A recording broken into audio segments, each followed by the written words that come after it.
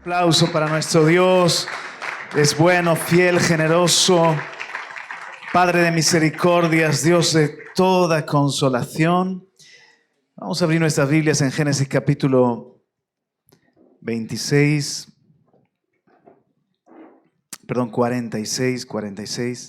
que hablaba de memoria.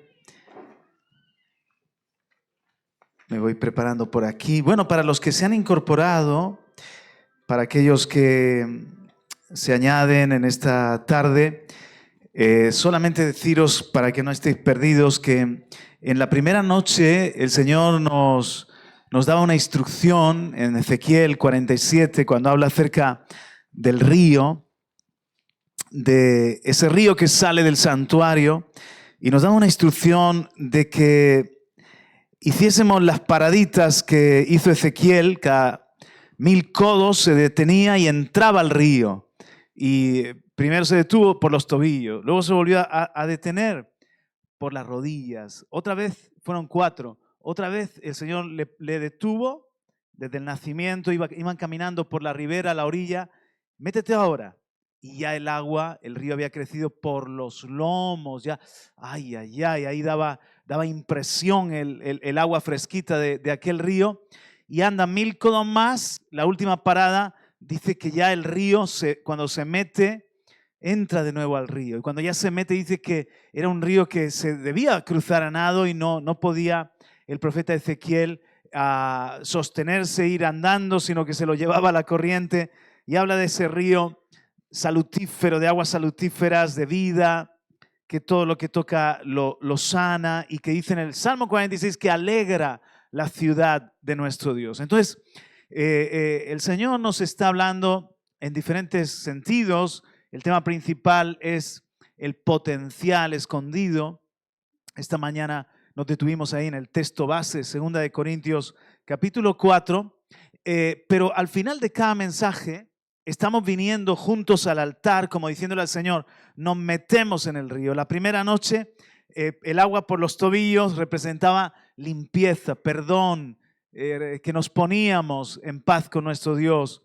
Esta mañana, las rodillas ha representado nuestra rendición, nuestra entrega, nuestro quebrantamiento como vasos de barro. Y ahora, y al final haremos un llamado también a este lugar de adelante, mientras que nos ayuda el grupo de alabanza con alguna canción que os parezca apropiada, para hacer una oración y decir, Señor, queremos ese río. Yo te decía que orando por este tiempo, he estado orando fervientemente por vosotros, por el propósito, por el retiro, por la iglesia, y todo el tiempo sentía que el Señor nos sumergía en aguas de su espíritu y de su palabra. Y aún la palabra, espero que sea así, una manifestación de la gracia de Dios, una palabra que nos lave, nos refresque, nos renueve, que de alguna manera se convierta en río. Y por supuesto el tiempo de adoración y de orar y de su presencia, los devocionales de la mañana. Esta mañana tuvimos uno, mañana por la mañana otro a las 8 de la mañana. Todo forma parte de esta inmersión, de esta experiencia de sumergirnos en las aguas.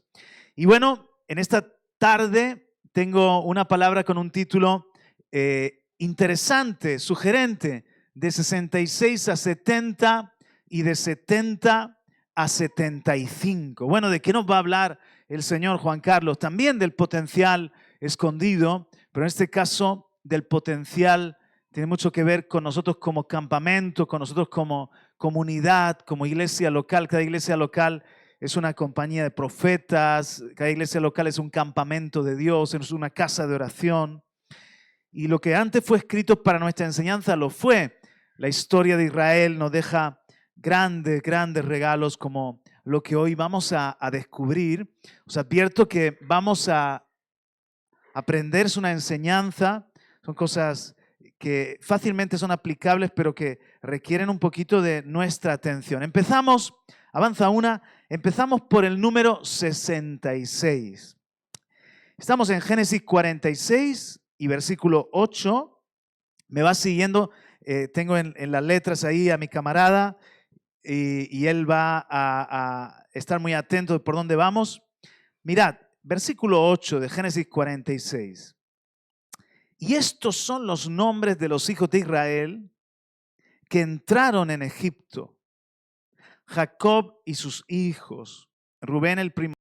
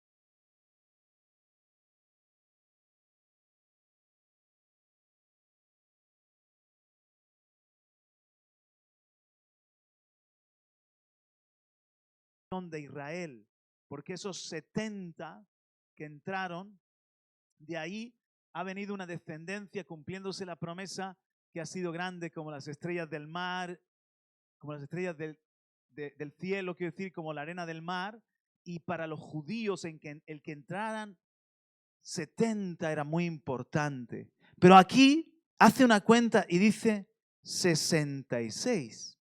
Ahora, ¿sabes una cosa? Eso no es del todo correcto.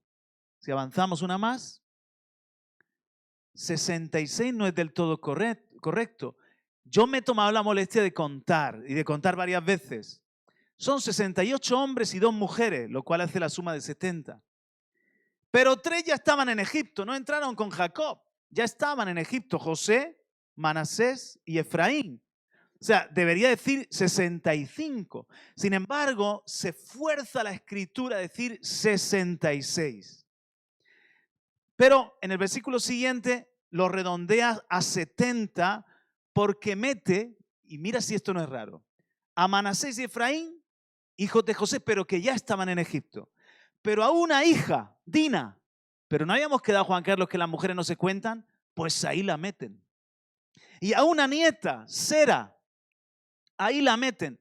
Esto tiene un sentido espiritual y es que el Señor siempre ha tenido en mente las generaciones, una hija y una nieta, y ha tenido en mente a las mujeres que completan el campamento. Es una honra a las mujeres, es una honra también a los que no son tan puros, hijos de Asenat. José se casa con una egipcia, ¿verdad? Y le nacen en Egipto, Manasés y Efraín. Así que esto representa a las naciones de la tierra, esto representa a las generaciones, esto representa también a las mujeres. Tiene un sentido en el que ahora de eso no voy a hablar o no me voy a meter, pero sí que avanza una. Vemos en el versículo siguiente, en el 27, que este es el texto que pone a los judíos el pecho palomo. Orgullosos de verdad. Y los hijos de José que le nacieron en Egipto, 2 personas. Todas las personas de la casa de Jacob que entraron en Egipto fueron 70. Ahora, ¿por qué es tan importante esto para un judío? Porque es un pueblo que entiende la escritura y es un pueblo que entiende las tipologías y la numerología y sabe que el número 70 representa plenitud, perfección. Por ejemplo, todas las naciones que salen de Noé y que representan a toda la tierra son exactamente 70 naciones. 7 el número de Dios, 10 el número también de la plenitud, de la perfección. Nosotros comenzamos con 70 en Egipto, el campamento de Dios, y llegamos a ser millones, miríadas y miríadas. Sí, pero no te olvides, querido hermano judío, querido hermano hebreo, que dice en el versículo anterior que los que entraron eran 66. Y ha forzado la escritura, como acabo de demostraros, para redondearlo a 70, metiendo allí a 2 mujercicas y metiendo allí a los hijos de José que ya estaban en Egipto. El Señor hace un énfasis en que entraron 70 en estos versículos. Mirad, Éxodo 1 dice, estos son los nombres de los hijos de Israel que entraron en Egipto con Jacob. Cada uno entró con su familia. Rubén, Simeón, Leví, Judá, Isaacar, Zabulón, Benjamín, Dan, Neftalí, Gad y Aser. Venga, repetirlo de memoria conmigo. 5. Todas las personas que le nacieron a Jacob fueron 70. Ya sabemos que fueron entre 400 y 500 y que este número es un número que tiene un trasfondo, un mensaje. Ahora, en Deuteronomio 10:22 se vuelve a mencionar, con 70 personas descendieron tus padres a Egipto y ahora Jehová te ha hecho como las estrellas del cielo en multitud. Esos fueron tus orígenes humildes, pero 70, un número perfecto, un número de Dios. El 70 representa una nación completa y un campamento de Dios. Eso es lo que representa espiritualmente hablando. Nosotros, ya la voy a empezar a aplicar para que nadie se me ponga aquí con los ojos chinos y con ganas de dormírseme la siesta. Nosotros somos un campamento de Dios y el Señor nos quiere llevar del 66 al 70. Ahora explicaré mejor eso. Avanza una, por favor. Mira lo que dice en el Salmo 105, verso 12. Cuando ellos eran pocos en número y forasteros. Así somos nosotros. Somos pocos y somos forasteros porque somos de otra tierra, somos de otra patria, somos extranjeros y peregrinos. Y andaban de nación en nación, de un reino a otro pueblo. Dice, no consintió que nadie los agraviase y por causa de ellos castigó a los reyes. Era un pueblo pequeño, pero que tenían a un Dios muy grande. Aleluya. 15, no toquéis, dijo a mis ungidos. Dile al que está a tu lado, tú eres un ungido. Dile, tú eres una ungida del Señor. Ni hagáis mal a mis profetas. Fíjate, a todos los llama profetas porque son los portadores del propósito, los portadores del mensaje, la nación elegida para que de ellos salga la Biblia, la ley, el Mesías, el pacto también. No hagáis mal a mis profetas. Di conmigo, somos una compañía de profetas. En 1 Crónicas 16:15 dice algo parecido. Él hace memoria de su pacto perpetuamente y de la palabra que Él mandó para 1000 generaciones. El pecado dice que alcanza la tercera y la cuarta generación, pero el propósito y la bendición a 1000 generaciones. ¿Qué quiere decir? Que esto va hasta que Cristo venga a alcanzar y a bendecir a todas nuestras generaciones. Aleluya. 16, del pacto que concertó con Abraham, de su juramento a Isaac, el cual confirmó a Jacob por estatuto y a Israel por pacto sempiterno, diciendo: a ti te daré la tierra de Canaán, porción de tu heredad. Cuando ellos eran pocos en número, pocos y forasteros en ella, y andaban de nación en nación y de un reino a otro pueblo, no permitió que nadie los oprimiese. Antes, por amor de ellos, castigó a los reyes. ¿Sabes que somos la niña de sus ojos? Su especial tesoro. Hay de aquel que le toca la esposa a Cristo. 22, no toquéis, dijo a mis ungidos, ni hagáis mal a mis profetas. Muy bien. Entonces ahora vamos a entrar a comprender mejor por qué el título. 2 campamentos. Diga conmigo, Mahanaim. 2 campamentos. Esto está en Génesis capítulo 32. Ahora sí que te pido que lo busques por la sencilla razón de que vamos a leer un poquito más allí. En Génesis capítulo 32, retrocedamos a Génesis 32 también.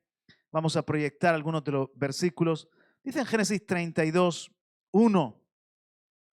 Jacob siguió su camino y le salieron al encuentro ángeles de Dios. Y dijo Jacob cuando los vio: campamento de Dios es este. Y llamó el nombre de aquel lugar Mahanaim, que significa 2 campamentos. Detengámonos ahí. Quiero que te sitúes. Aquí tenemos a Jacob con su trupe, con su pandilla, sus mujeres, su ganado, sus hijos, por supuesto. En fin, en este momento, 66. El número 66 es un número de imperfección. Es el número, no llega a ser tan diabólico como 666, pero sí que se queda allí como con ganas de. 66 es el número de el hombre. El hombre fue creado el 6º día. Es el número de lo imperfecto. No alcanza el 7. Es un número que habla de debilidad. Por eso ha dejado en el versículo antes que hemos leído, entraron 66. Y luego aclara, hace allí un apaño y dice, no, 70. Pero realmente este campamento era puro 66. Mira, Jacob, vaya líder, vaya sacerdote. El tipo se robó la bendición, hizo una treta, engañó, hizo de las suyas también por ahí cuando mintió, en fin, en cuanto a lo de su mujer. Jacob fue un hombre que iba buscando una bendición del Padre y que no la obtenía hasta que recibe la bendición del Padre más alto, que es el Padre de los cielos, pero su nombre significa usurpador, y lo vemos que él tuvo un problema detrás de otro hasta que se encuentra con el Señor después en Peniel. Es un hombre que huye de Labán, ni siquiera sale en orden. Cuando le cambia el sueldo 10 veces, agarra y se va furtivamente. Sus hijos, bueno, si hablamos de los hijos de Jacob, recordad que los hermanos tuvieron envidia de José, casi lo matan si no intercede Rubén. Cuando deshonran a Dina en Siquem, acordaos lo que hizo Leví y Simeón, si no me falla la memoria, que le dijeron, oye, vamos a emparentarnos, pero tenéis que circuncidaros. Claro, el hombre se circuncida, esos son mínimo 48 horas de dolor y fiebre, que se queda el hombre cao, y allí agarran la espada los 2 hijos de Jacob, que dice Jacob, en vuestro consejo no entre mi alma. O sea, lo que habéis tramado es sanguinario. Agarraron la espada y masacraron a los de Siquem mientras que estaban con los efectos de la circuncisión. Esto, imagínate el campamento. Las mujeres, vosotros sabéis cuando Raquel se robó los ídolos y se lo puso bajo la falda, y el padre que no se fiaba, ¿qué tienes ahí? No, estoy tranquilita porque estoy con lo que todas las mujeres tienen una vez al mes. Padre bueno. O sea, qué problemas esa familia. Judá, wow, Judá, de ahí viene el Cristo. Sí, pero Judá, la historia de Judá también, cuando se aparta del campamento de Jacob, y vosotros sabéis, se une con una cananea, todo lo que pasa allí, que acaba incluso yendo a buscar una mujer prostituta que era luego su nuera Tamar. La historia de esta familia es 66 por donde la mires. Y la Biblia no lo ha ocultado. Y sin embargo, de ahí viene el Cristo, sin embargo, de ahí vienen los profetas. O sea, es el campamento de Dios. Por ellos el Señor dio la cara y los defendió y dijo: no toquéis a mis ungidos ni hagáis mal a mis profetas. Yo me imagino los otros diciendo: ¿dónde están los ungidos y dónde están los profetas? A tal punto que hay un momento cuando Jacob está avanzando con su familia al paso de las mujeres, los niños, las ovejas, las recién paridas, y ve un campamento de ángeles lleno de luz. Un campamento, ¿por qué? Porque se ve que tenían un asentamiento que eran como una especie de comunidad donde había luz, y se para a la distancia aquí Jacob con su campamento y ve aquel campamento y dice: wow, esos son ángeles de Dios. Y mira para acá y dice: Mahanaim, 2 campamentos. No podemos ser un campamento. Aquí no hay un campamento. Aquí está el del cielo, aquí está el de la tierra. Aquí está el de los ángeles, aquí el de los carnales. En el campamento de los ángeles hay luz, aquí no hay luz. En el campamento de los ángeles hay unidad, hay adoración, hay armonía. Aquí hay envidias y hay ira y hay engaño y hay humanidad. En definitiva, no hay esa unidad ni mucho menos adoración. Son 2 campamentos, es un contraste muy grande. ¿Lo estáis viendo conmigo? Porque el campamento de Jacob era 66. Pero hay esperanza para nosotros, lo vemos en la Biblia y mucho más en el Nuevo Pacto, cómo el Señor va a tratar, avanza. Para convertirnos en un campamento de Dios necesitamos una experiencia. Primeramente, una experiencia. Dile al que está a tu lado, dale un codazo y dile: esto es para ti, no te me despistes, tú necesitas una experiencia con Dios.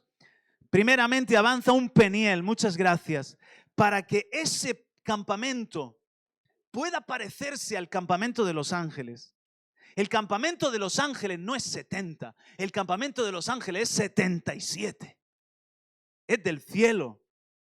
Para que ese campamento 66 de hombres pueda parecerse al campamento de los ángeles, lo primero que necesitamos cada uno de nosotros es un Peniel, es un encuentro con Dios cara a cara. Necesitamos que los hombres de la casa, los sacerdotes, los varones, que me digan amén los hombres aquí en esta tarde, como Jacob, pongamos todo aparte y busquemos con desesperación. Tal es la generación de los que te buscan, de los que buscan tu rostro, como lo hizo Jacob. Jacob, él no era ni mucho menos el sumum de las virtudes y de la perfección, pero estaba desesperado por la bendición de Dios. Él sabía que necesitaba un encuentro con Dios y eso transformó su vida y eso fue el motor del cambio de toda su familia y de todo su campamento. Algo muy poderoso puede pasar en tu casa, en tu historia y en tu generación, hasta en tu iglesia, porque tú eres una influencia. Si tienes un Peniel, si tienes hambre del Dios vivo y una experiencia con la presencia de Dios, eso puede hacer un antes y un después, como en la vida de Jacob. Por cierto, a veces tenemos que dar malas noticias. A mí me encanta, avanza una, dar buenas noticias. Lo que veis es un edificio histórico, un templo histórico en Londres, y esta es una noticia que nos llega desde Inglaterra y Gales. Di conmigo: las cosas están mal. Vamos, como si hubieses comido al mediodía. Las cosas están mal, pero no tan mal. Eso se lo dijo el Señor a Elías cuando estaba encuevado. ¿Algunos han estado alguna vez encuevados? Deprimido, no quieres ver a nadie, metido en tu cueva. Y ahí estaba Elías diciendo: soy el último profeta, solo yo he quedado. Han matado a tus profetas, han derribado tus altares, han abandonado tu pacto. Dice el Señor: Elías, es verdad que las cosas están mal, pero no tan mal. porque yo sigo siendo Dios. Tengo 7,000 que no han doblado sus rodillas delante de Baal. Tengo todavía generaciones de profetas. Tengo todavía algo que hacer con Israel. Venga, sigue, que largo camino te resta. Y es verdad que estamos en una Europa que está mal, pero hay brotes verdes, hay esperanza. Mirad, la marea de la fe, dice el titular, está subiendo de nuevo. Y la iglesia necesita ajustarse a una realidad nueva, sorprendentemente esperanzadora. Esta es una de las principales conclusiones de un nuevo informe realizado en Inglaterra y Gales que muestra lo que podría ser un inesperado avivamiento. Esto no es de hace mucho. Entre noviembre y diciembre de 2024, hace apenas 4 meses, la empresa demoscópica YouGov encuestó a más de 13,000 adultos para la sociedad bíblica, fueron los que pagaron el estudio.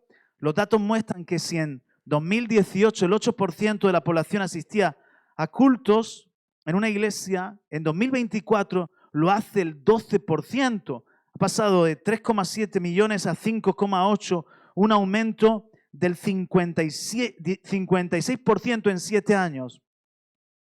¿Por qué esto es interesante? Porque la tendencia de los últimos años era cada vez menos. Y de repente hacen este estudio y dicen, ¡ay! Hay un punto de inflexión.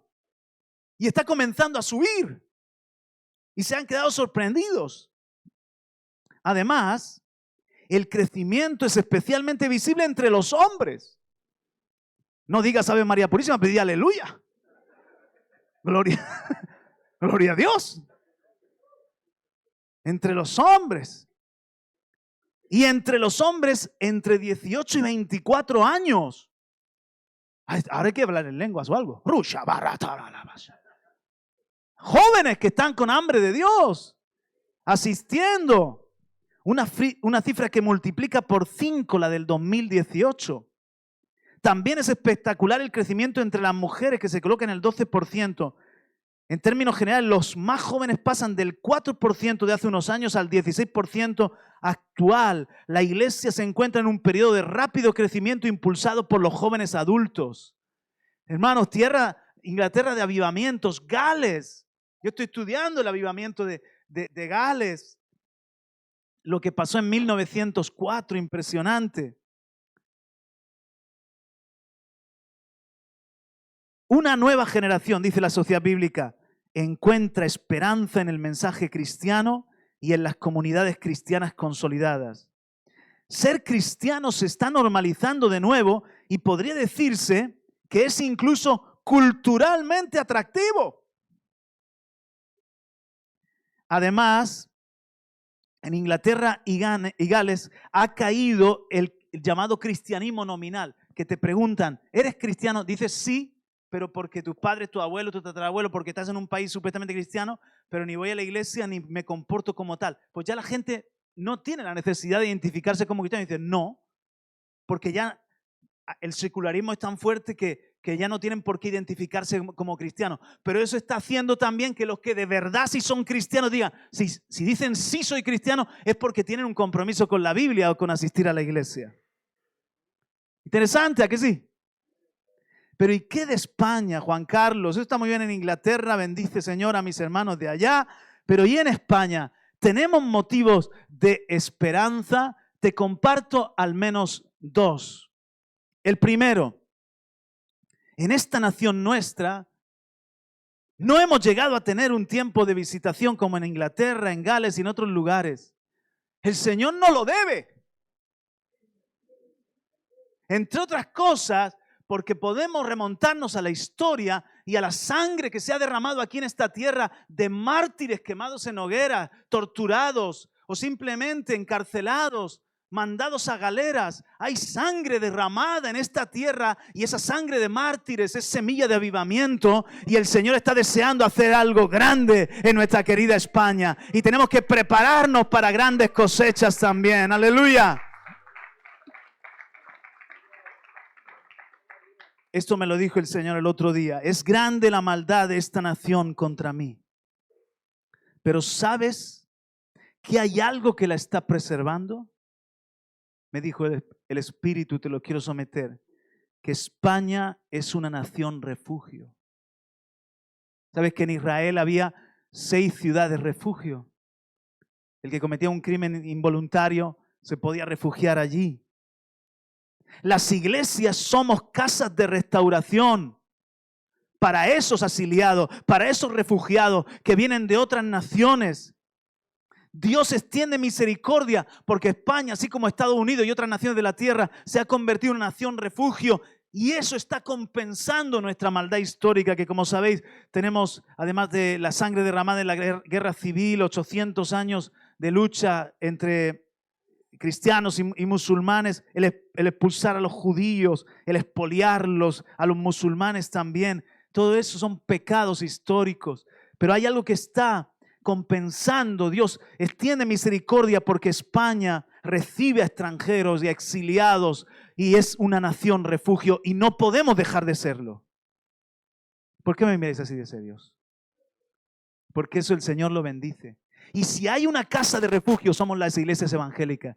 Una expresión de integración, de restauración, de ayuda a los pobres, a los necesitados. Un lugar donde ya no hay bolivianos, ecuatorianos, colombianos, rumanos, brasileños, sino que somos uno en Cristo. ¿Verdad que sí? Y somos un crisol de naciones, algo muy bonito. Entonces, mis hermanos, el Señor va a tener misericordia, va a hacer algo en esta tierra. Y de hecho ya lo está haciendo. Dar un aplauso al Señor si lo crees. Aleluya.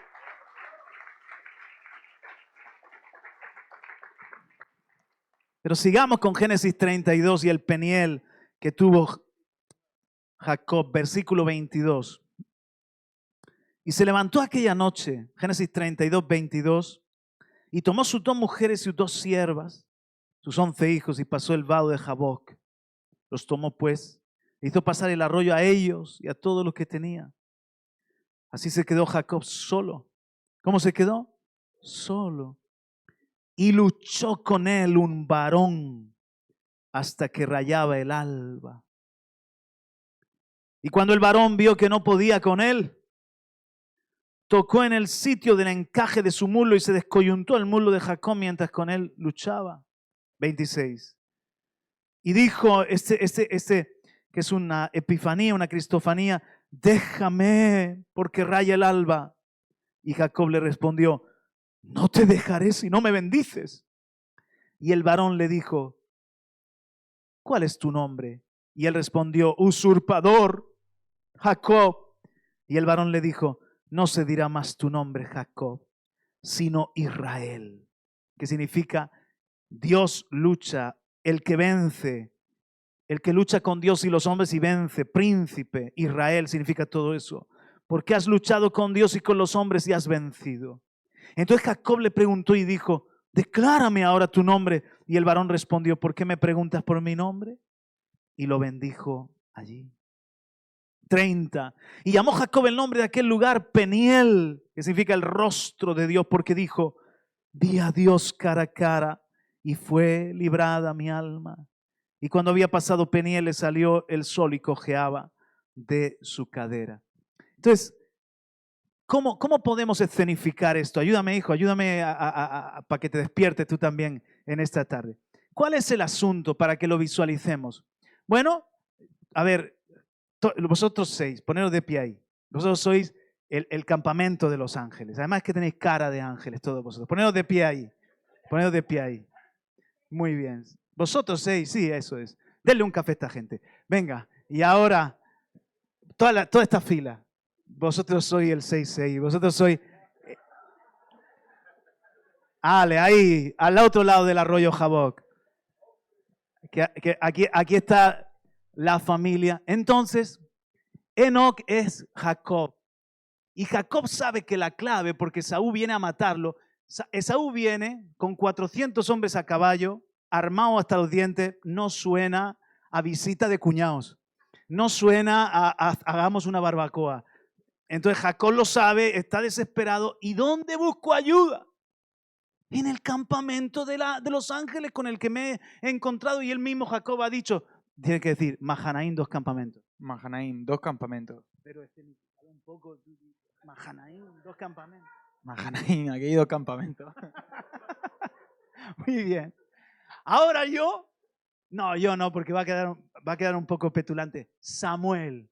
Samuel, un aplauso para Samuel, va a ser Cristo en el Antiguo Testamento, ¿verdad? Samuel, tienes que situarte por aquí porque la mesa es el arroyo de Jaboc, tú tienes que situarte por aquí. Bueno, Samuel, mira, esto es así. Jacob quiere llegar al campamento de ángeles, pero es un pecador de la pradera y tú no se lo vas a permitir. Esa fue la lucha. Inténtalo.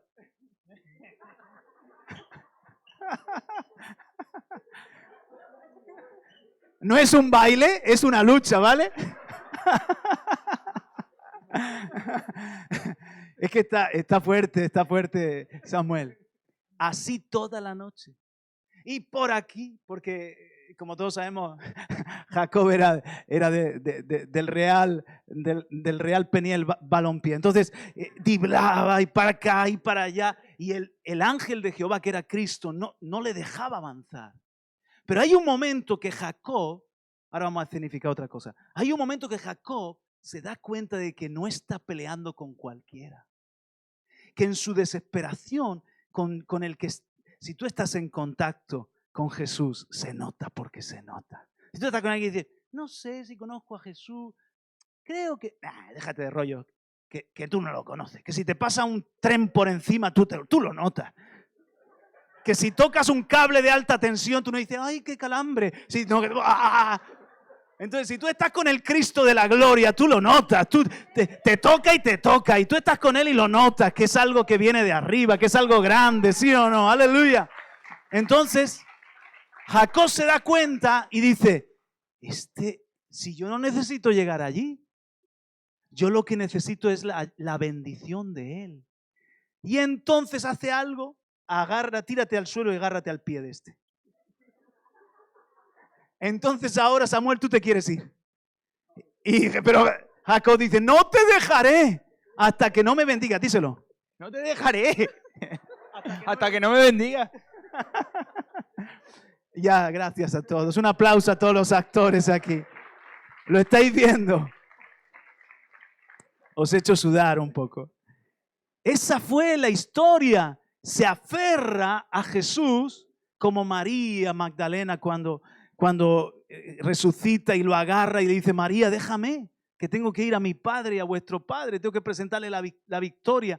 Rayaba el alba y Jesús sabía que no era cuestión todavía de revelarse a plena luz del día, porque eso estaba siendo un paréntesis en el Antiguo Testamento. Y Jacob dice, no te dejaré hasta que no me bendiga. Y llega el momento de Peniel cara a cara. ¿Qué es lo que necesitamos? ¿Cómo empieza una transformación de una comunidad, de una familia, de una vida? Con esa desesperación. Señor, yo lo que necesito ni siquiera es en la iglesia, aunque sea un campamento de luz.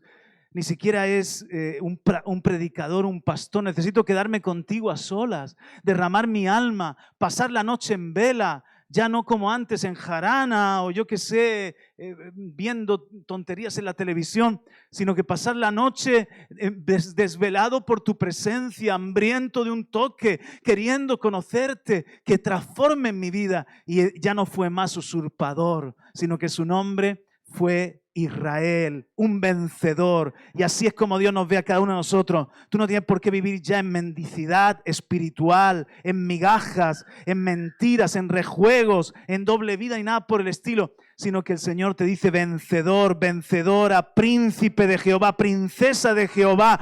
Tienes mi bendición, tienes mi toque que marca tu vida. Dale fuerte ese aplauso al Señor, aleluya.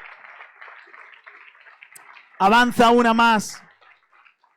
Para convertirnos en un campamento 70, salir del 66 y pasar al 70 y que no digamos Mahanaim. Oye, a mí me encantaría que en nuestras iglesias los ángeles estuvieran a gusto. Que los ángeles dijeran, Padre, ¿nos deja adorar un poco aquí? Porque se parece tanto al cielo. Padre, aquí se respira pasión por Cristo. Padre, hay fe en este lugar. Hay luz en este lugar. Nos encanta estar aquí. Y que podamos decir un campamento. No dos, uno en el cielo y otro en la tierra, sino que hágase tu voluntad aquí en la tierra como en el cielo. Somos el campamento de Dios. Somos casa de Dios y puerta del cielo. Amén. Pero para llegar a ese 70 necesitamos un Peniel personal y un Betel. Un Betel, la palabra Betel significa casa de Dios. Avanza conmigo a Génesis capítulo 35. Génesis capítulo 35. ¿Qué pasó aquí?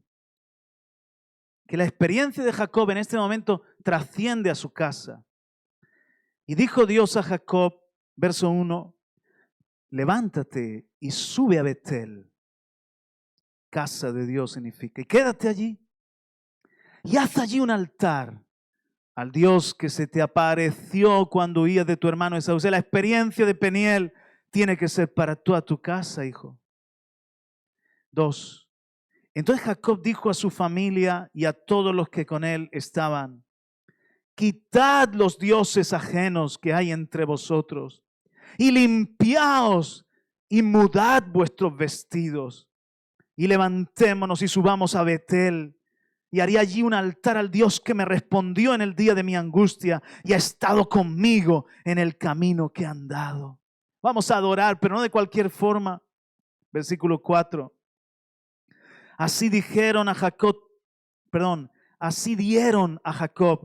todos los dioses ajenos que había en poder de ellos. Madre mía. Uno no piensa que el germen, el origen, la raíz del pueblo de Israel, ahí los ves. Abraham todavía, Dios lo sacó de la idolatría, pero ese campamento tenía, ¿cómo se llama? Terafines, y tenían ídolos hechos por mano de hombre. Dieron los dioses ajenos que había en poder de ellos, ídolos, y los zarcillos que estaban en sus orejas, que también estaban relacionados con la idolatría. Y Jacob los escondió debajo de una encina que estaba junto a Siquem. Y salieron. Y el terror de Dios estuvo sobre las ciudades que había en sus alrededores y no persiguieron a los hijos de Jacob. Y llegó Jacob a Luz, que está en tierra de Canaán. Esta es Betel, él y todo el pueblo que con él estaba. 7.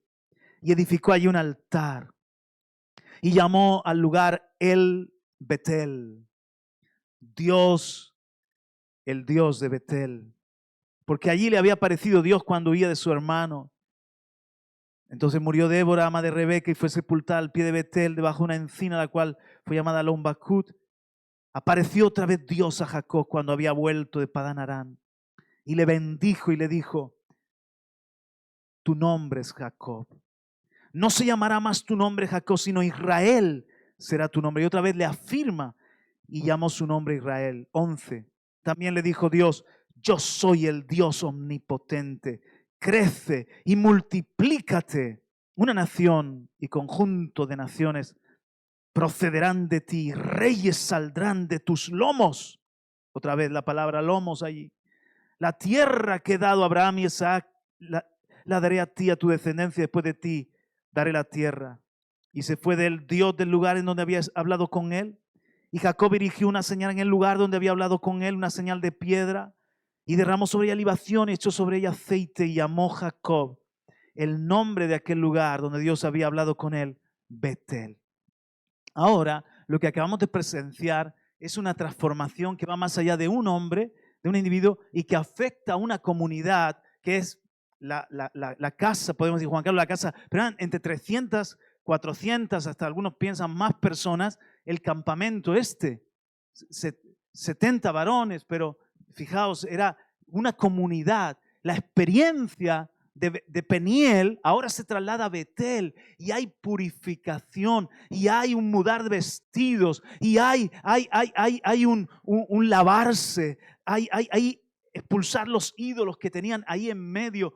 Hay un pacto, levantan un altar, una adoración, un compromiso que el Dios de Jacob ahora va a ser el Dios de todos nosotros. Ahí terminó el ídolo de Raquel, el que se llevó de casa de su padre. Allí fue sepultado y el resto de ídolos que, por cierto, había en esa familia. Entonces, desde este momento viene la bendición para la multiplicación. Le dice el Señor a Jacob, le reafirma, le dice, tu nombre es Israel. Eres un vencedor y por cuanto tú has buscado mi bendición y me has obedecido, para levantar este altar en Betel y todo lo que yo te mandé, te voy a multiplicar y van a salir naciones y reyes de tus lomos. Entonces, para que como congregación, comunidad, pasemos de 66 a 70, no solo necesitamos cada uno un Peniel, sino que necesitamos Betel, que mi casa sea casa de Dios, que mi esposa y yo nos pongamos de acuerdo para decir fuera los ídolos, todo lo que está ocupando un lugar que le corresponde al Señor, renunciamos al pecado, la inmundicia, nos vestimos con los vestidos del Espíritu y nos despojamos de la carne.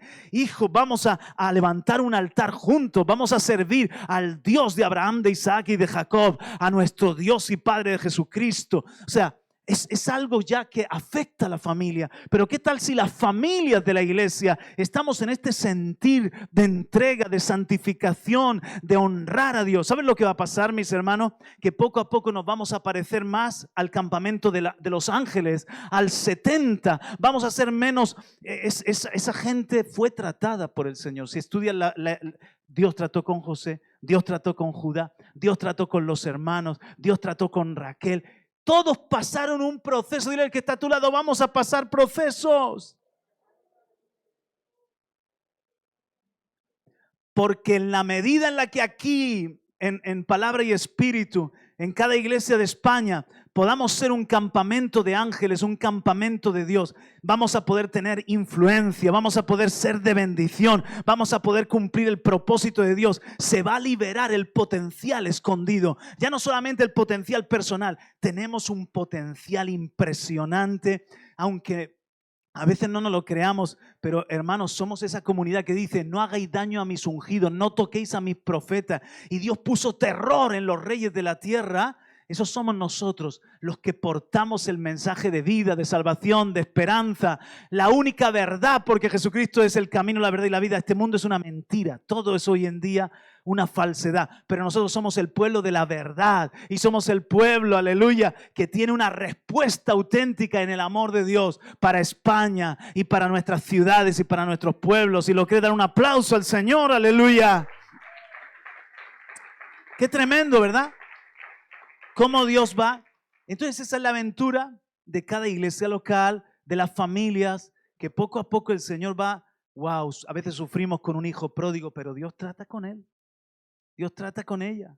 A veces nosotros mismos somos pródigos que el Señor nos ha hecho volver y nos ha traído, como decíamos esta mañana, quebrantamiento. Y poco a poco va trabajando con cada hogar y va trabajando con la comunidad en general para que seamos un Betel, una casa de Dios y puerta del cielo. ¿Decimos amén a eso? Pero no nos podemos quedar en el 70. En el Nuevo Testamento se pasa del 70 al 75. Qué interesante esto. Hechos capítulo 6 nos muestra Esteban. ¿Sabéis que el mensaje de Hechos 7 es la predicación más larga recogida en el Nuevo Testamento y la pronunció un judío helenista llamado Esteban, diácono?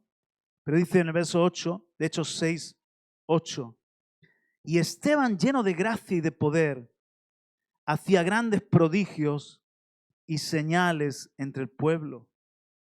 Entonces se levantaron unos de la sinagoga llamada de los libertos y de los de Cirene, de Alejandría y Cilicia y de Asia, disputando con Esteban.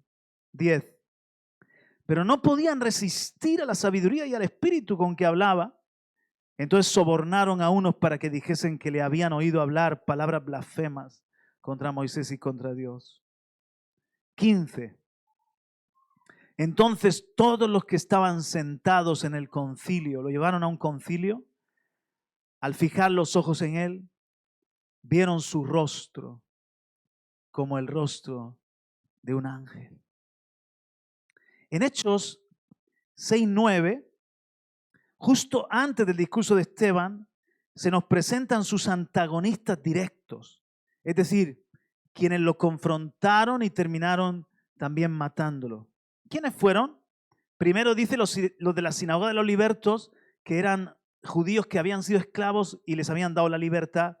Y luego judíos de la diáspora, o sea, judíos helenistas, como también Esteban, de una cultura griega que hablaban griego, tenían mucha influencia en el judaísmo de aquel entonces. ¿Por qué estaban en contra de Esteban? Estamos aprendiendo cositas juntos. Mira, uno, Esteban era un judío helenista también, como ellos, hablaba griego, probablemente asistía a su sinagoga para poder allí ganarlos para Cristo. Dos, él predicaba a Jesús como el Mesías, lo cual rompía su interpretación de la ley y del templo y amenazaba su identidad como judíos y sus tradiciones. Era una amenaza. Por cierto, Saulo de Tarso estaba en esa también, en ese Sanedrín, en esa sinagoga de Cilicia, luego el que fue el apóstol Pablo. Muy bien. Vamos a Hechos 7. Ya tenemos un contexto de por qué tenían tanta rabia contra Esteban. El sumo sacerdote dijo entonces, ¿es esto así? ¿Es así que tú estás blasfemando a Moisés y el templo y nuestras tradiciones? Y él hace un mensaje que, como digo, es un mensaje muy importante en el Nuevo Testamento. Y dice, varones, hermanos y padres, oíd. El Dios de la gloria apareció a nuestro padre Abraham estando en Mesopotamia, antes que morase en Harán. Y le dijo, sal de tu tierra y de tu parentela y ven a la tierra que yo te mostraré. Entonces salió de la tierra de los caldeos y habitó en Harán, y de allí muerto su padre, Dios le trasladó a esta tierra en la cual vosotros habitáis ahora. Muy bien. Versículo 12. Bajamos un poquito porque es largo el mensaje. Sigue relatando la historia Esteban. Cuando oyó Jacob que había trigo en Egipto, se ha remontado ahora a los días de Jacob, envió a nuestros padres la primera vez.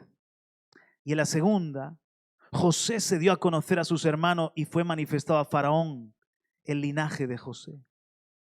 Y enviando José hizo venir a su padre Jacob y a toda su parentela en número de 75 personas. Ahí va. 66, 70 y ahora salta Esteban y dice 75. Así descendió Jacob a Egipto, donde murió él y también nuestros padres. Y sigue el mensaje que al final crujen los dientes, lo apedrean y lo matan, porque Esteban dice, vosotros sois como nuestros padres, siempre resistís al Espíritu Santo, siempre os rebeláis contra Dios. Ahora, ¿cuál es la tesis principal del discurso de Esteban? Si no entiendes esto, no entiendes la conclusión. Estoy terminando mi mensaje y quiero que lo sigas también. Dios, este es lo que argumenta Esteban con mucha brillantez. Dios nunca ha estado limitado a un lugar o a una institución. Y el pueblo de Israel ha resistido continuamente a Dios, al Espíritu Santo y a sus mensajeros. Y esto lo ha culminado rechazando y asesinando al Mesías, Cristo Jesús. Cuando estáis esperando al Mesías y Dios lo manda, lo matáis. Porque sois duros de servir y de corazón, como históricamente han sido vuestros padres. ¿Por qué es tan fuerte esta tesis? ¿Por qué le rechinan los oídos? Y a pesar de que el rostro de Esteban brilla como el de un ángel y muere diciendo, perdónales que no saben lo que hacen, los siguen apedreando y matando. Lo que Esteban está diciendo a estos judíos helenistas es que la presencia de Dios ya no está atada a un templo ni a las tradiciones religiosas. Y que la historia del pueblo en Israel revela el patrón de rebelión contra Dios que ha culminado con la muerte de Jesús. Esto es lo que lleva a que sea apedreado porque pone en tela de juicio, confronta su identidad religiosa y nacional de aquel concilio. Ahora, ¿qué mensaje encierra el 75 para nosotros? Porque toda comunidad necesita hacer esta transición. Del 66 necesitamos Peniel, Betel, ir al 70 para hacer un campamento de Dios. Pero no podemos quedarnos en el 70, debemos ir al 75. Como aquí lo menciona Esteban, el 75. Os explico. Los 75 mencionados en Hechos 7:14 provienen de la versión Septuaginta, la traducción de 70 expertos del griego que tomaron la Torá, la Biblia, el Antiguo Testamento y lo tradujeron al griego. Y ellos incluyeron a 5 nietos de José, hijos de Efraín y Manasés, quienes nacieron en Egipto. Cuando hablaban del 70, estos de la Septuaginta, los expertos griegos, metieron a 5 hijos de José, nietos de José, 5 más y por eso suman 75. De una familia completa, esto es lo que representa.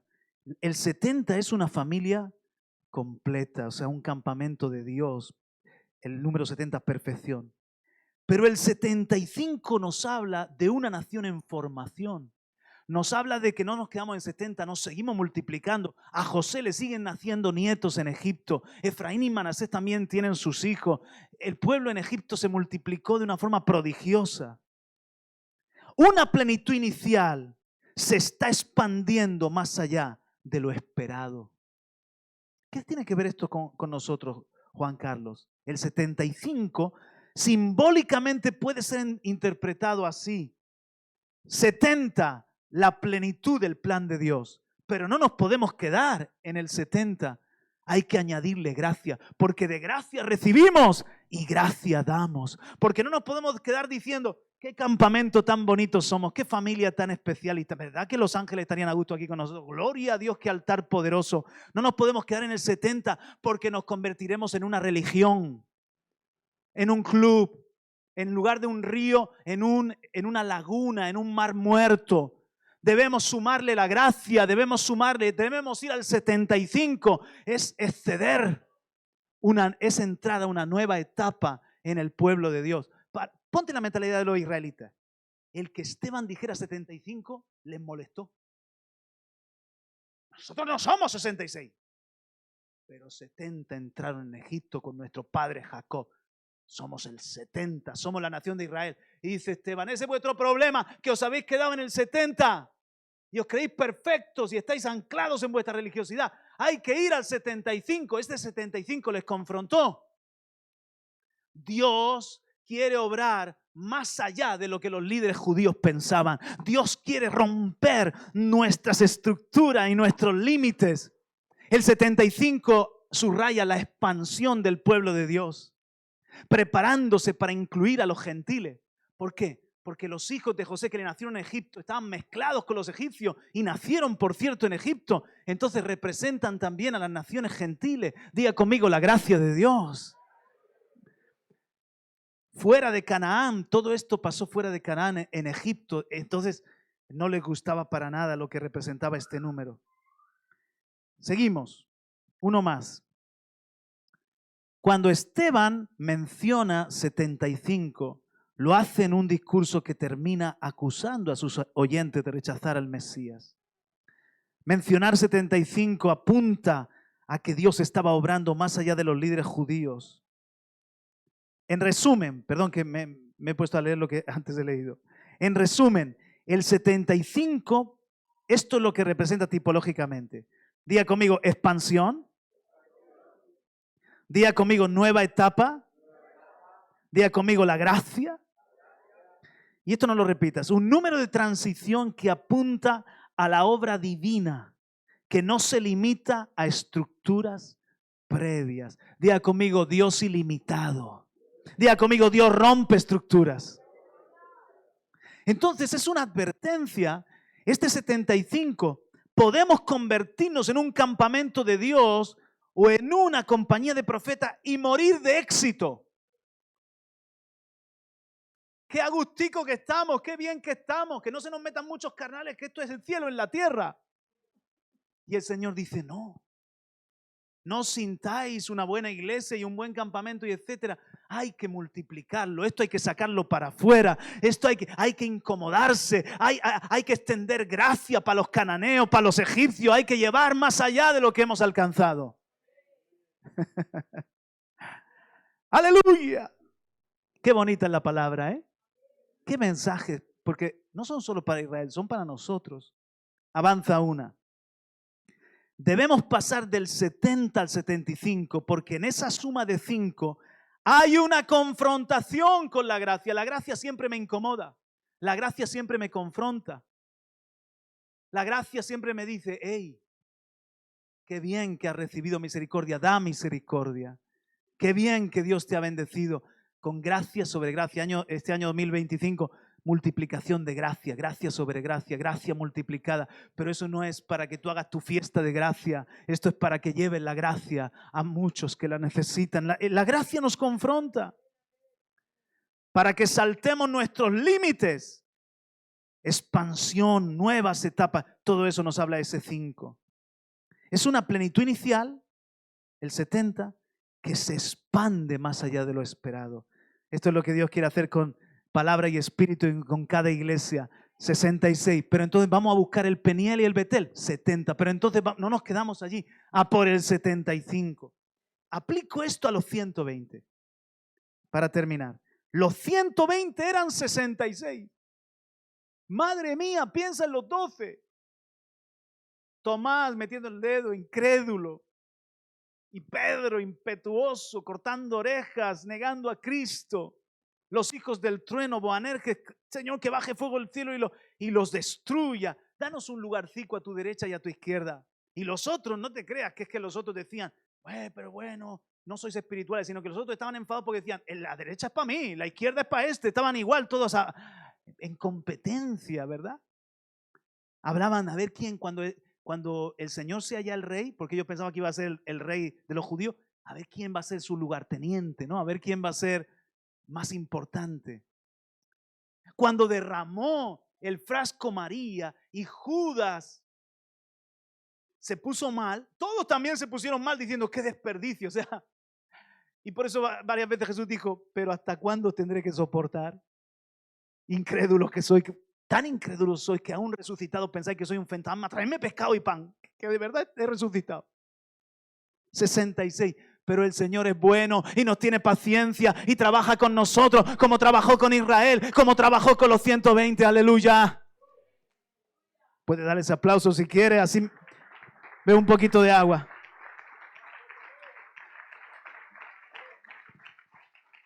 Pero los hizo 70. Siguió trabajando, les mandó el Espíritu Santo. Aquellos que estaban muertos de miedo los vemos todos como mártires, dando toda su vida por el Señor. Fue un proceso porque ¿sabéis que 500 ojos lo vieron partir? Solo 120 subieron al aposento alto. Hubo una criba, hubo un proceso. Llegaron a ser un campamento del Señor. Y estaban en Jerusalén en avivamiento, por cierto. Especialmente impactando a los judíos. Pero se rompen estructuras cuando se comienzan a convertir gentiles. La casa de Cornelio. Todo fue 75, todo fue romper límites, todo fue la gracia. Mirad, no solo vais a quedaros en Jerusalén, permito la persecución porque tenéis que llegar hasta lo último de la tierra, Judea, Samaria, hasta lo último de la tierra. No solo esto es para los judíos, chicos, no os quedéis con el 70, esto es para también los gentiles. Hay que extenderse al 75, a los egipcios, a los cananeos, a los moabitas que están en la genealogía de Cristo, todos ellos. No solo los 12 apóstoles del Cordero. Tenéis que darle cabida a uno, al peor perseguidor, Pablo. Si se convierte, a ese tenéis que darle cabida. Porque yo quiero excederme en gracia y tomar lo más despreciado. Como dice Pablo, yo el primero de los pecadores lo voy a hacer el más grande de los apóstoles. ¡Aleluya! De hecho, mira lo que sucedió. Si tú haces una lectura atenta del Nuevo Testamento, te vas a dar cuenta que el foco principal de avivamiento se trasladó de Jerusalén a Antioquía de Siria. ¿Por qué? Antioquía de Siria fue la iglesia apostólica que mandó a Pablo, a Bernabé y que siguió expandiendo el evangelio con más efectividad que Jerusalén. Porque en Jerusalén se metió la religiosidad judía. Y aun cuando Pablo fue, le dijo, Pablo, mira, hay un poco de malestar porque tú eres muy transgresor. Es que mira, estás haciendo unas cosas tremendas, comiendo con los gentiles, entrando a casa gentiles. No podría hacer un voto. ¿Por qué no hace un voto y entras al templo y un voto de nazareo, le entregas el cabello para que vean los hermanos judíos que nosotros también cumplimos la ley de Moisés? ¿Qué te pasa? ¿Pero qué voto ni voto? Pero todavía no. Pero Pablo podía haber dicho, pero todavía estáis en esa. Pero Pablo, por conciliar y honraba a Jerusalén, lo hizo y allí fue donde lo apresaron. O sea, tenían unas estructuras que se quedaban en el 70. El Señor los quería llevar al 75 y sus estructuras los limitaban. Pero el Señor dice, por favor, darle cabida a la gracia. Dejadme que rompa límites. Dejadme que haga cosas nuevas. Dejadme que me mueva de forma inesperada. Soy el Dios que me encanta llegar por sorpresa. Estamos esperando ya 2000 años que venga Jesús. Acuérdate que vendrá y será una sorpresa. porque es un Dios sorprendente. Y se llevó la movida a Antioquía de Siria porque ellos fueron 75. Yo quiero que las iglesias a los pies del Rey sean 75. Me encanta 70, pero no me puedo quedar ahí. ¿Estás escuchando lo que el Espíritu dice a la iglesia? Concluyo. Pasemos de 66 a 70 y de 70 a 75. Y entonces esta palabra se hará realidad. Génesis 35:11. También le dijo Dios, esto nos lo dice a nosotros en esta tarde noche. Yo soy el Dios omnipotente. Querida iglesia, crece y multiplícate. Una nación y conjunto de naciones procederán de ti. Y reyes saldrán de tus lomos. Porque cada almita que ganamos para Cristo y cada hijo que criamos y cada nieto que criamos es un rey y un sacerdote. Así que tócate los lomos conmigo. Tócate los lomos. Algunos los tenemos fáciles de tocar. Tócate los lomos y di, aquí hay naciones, aquí hay reyes, aquí hay generaciones. ¡Aleluya! Nosotros tenemos pueblos aquí en nuestros lomos que han de venir a la vida, que han de venir a Cristo, que han de creer en el Salvador a través de nuestra predicación. Porque con nosotros está el Dios omnipotente que nos bendice en este día y nos dice, crece y multiplícate. La tierra que he dado a Abraham y Isaac te la daré a ti. España es para Cristo. Y a tu descendencia, nuestra generación no se va a perder en el mundo. Van a servir al Señor más poderosos que nosotros. Dale un aplauso a Él, aleluya. Gloria a Dios. Ponte en pie conmigo en esta tarde. Amén. Vamos a quitar la mesa y en esta ocasión no voy a pedir que venga el grupo de alabanza, sino que voy a orar, pero me gustaría seguir la instrucción y la tipología de decirle al Señor todo lo que queramos, nos metemos al río. La primera noche ayer por los tobillos, esta mañana por las rodillas, hoy nos habla de los lomos. De cómo ser ese campamento de Dios que impacta la tierra. Cuántas cosas para espigar, cuántas cosas para aprender. Os invito a que vengáis conmigo, nos acerquemos aquí a la plataforma, estamos obedeciendo esta instrucción de decirle, Señor, nos metemos al río, a tu río. Y como esta palabra ha sido una palabra con un carácter corporal, me gustaría que nos diéramos también la mano, si no es mucha molestia, representando unidad, que pudiésemos tomarnos de la manito y Manuel, ¿queréis acercaros un poco más para que entren los de atrás? Y Marco, gracias. Eso es.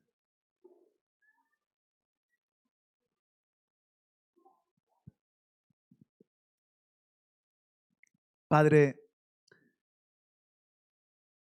aunque tu palabra nos confronta, Padre, al mismo tiempo tú nos das esperanza.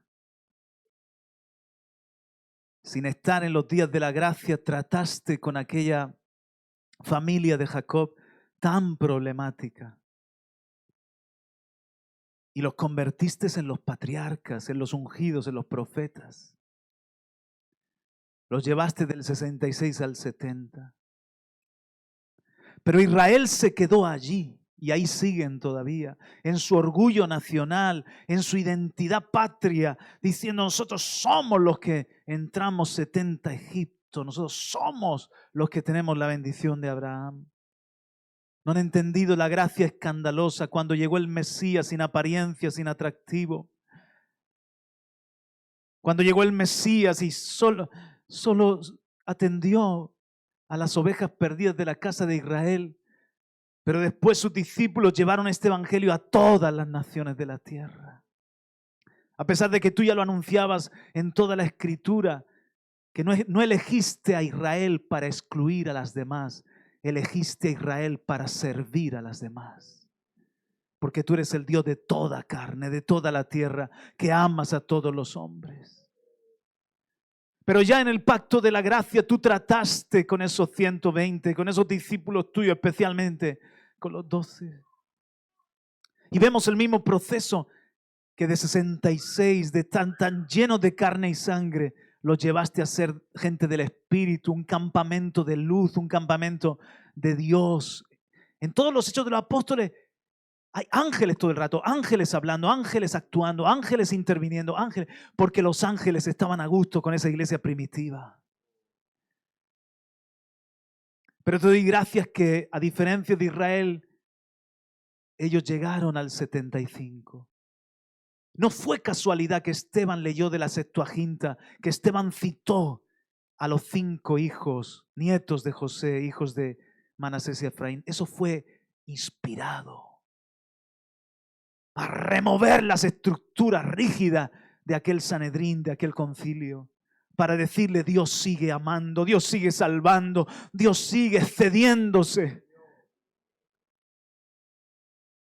Qué maravilloso es esto, Señor. Saber que tú eres el mismo Dios, el mismo ayer, hoy, por siempre, y que trabajas con palabra y espíritu, y con cada iglesia que te estamos buscando la bendición como buscó Jacob tu bendición.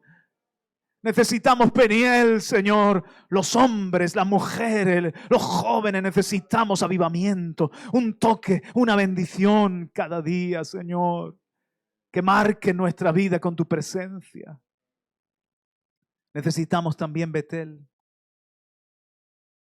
Esa santificación familiar, expulsar los ídolos, levantar los altares, revestirnos con las ropas de gala. Estar unidos con nuestros pastores. Porque ¿de qué nos sirven pastores ungidos con un pueblo carnal? ¿Qué puedes tú hacer? Queremos ser un pueblo unánime, por eso estamos tomados de las manos. Queremos ser ese pueblo que no dice Mahanaim, sino que dice: venga tu reino y hágase tu voluntad como en el cielo, en la tierra. Somos casa de Dios y puerta del cielo. Somos un Betel en Sabadell y allí donde tú nos pones, Señor. Aleluya. Pero gracias, Señor, otra vez. Pensamos en los lomos, en todo lo que tú vas a salvar a través nuestro, en todo lo que tú vas a hacer a través de nuestras vidas. Y nos gozamos porque tú nos bendices, nos multiplicas y nos vas a hacer crecer. No nos vamos a quedar simplemente, Señor, disfrutando de la gracia. Queremos dar de gracia lo que de gracia hemos recibido. Y por eso sigue rompiendo nuestras estructuras. Sigue rompiendo el cántaro para que salga la vida. Aleluya, Señor. Queremos, Señor, más de ti. Y que emerja el potencial escondido. Hay un gran potencial en tu campamento. Hay un gran potencial en tu iglesia. Alguien dijo: es el gigante dormido. Levántate y resplandece, porque ha llegado tu luz. Y la gloria del Señor ha amanecido sobre ti. Oh, rabababasheira, babarakita, barabashaya. Oh, santo Dios. Yo recibo tu palabra, Señor, me comprometo con ella. Y digo sí, digo amén. Nos metemos en el río hasta los lomos. Oh, suelta la mano a tu hermano y tócate los lomos. No habrá esterilidad en esta casa. No habrá esterilidad en esta casa. Oh, habrá fruto, vida, multiplicación. Reyes saldrán de tus lomos. Crecerás, te multiplicarás. Gracias, Señor. Discípulos, hijos, hijas espirituales. Más siervos de Dios. Más pastores, profetas, evangelistas, maestros, apóstoles, los 5 ministerios. Aleluya. Gracias, Padre, porque tú nos estás desafiando y aceptamos el desafío en el nombre de Jesús. Amén y amén. Aleluya, aleluya.